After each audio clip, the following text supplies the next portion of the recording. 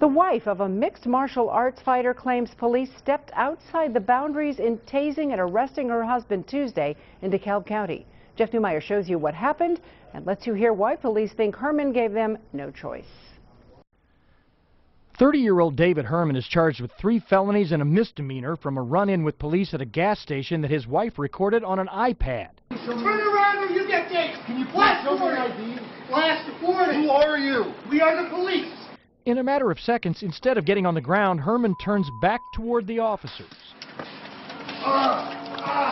Madeline Herman posted the tasing video on YouTube. She said her husband didn't want any trouble, rather pulled into the station to ask the officers who pulled him over to produce 3 pieces of identification.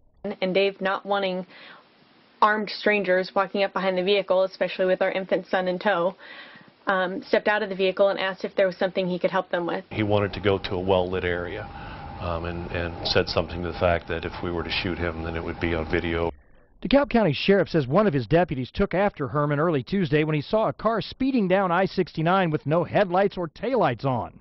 Attempts to use lights and sirens to get Herman to pull over didn't immediately work.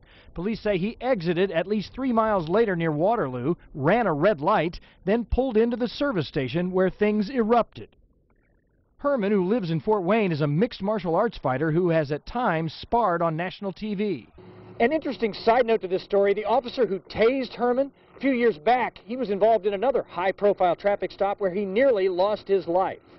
Officer Steve Brady was shot in the face in 2011 after he approached a pair of suspected burglars on a dark street. It took reconstructive jaw surgery and months of rehab before he could return to patrol duty.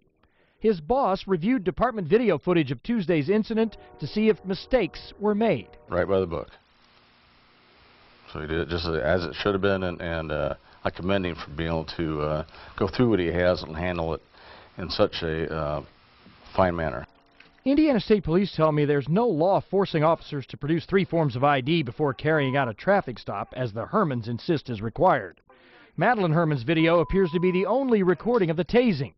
Brady's body camera was on but didn't record because it was out of storage space. From DeKalb County, Jeff Newmeyer, 21 Alive.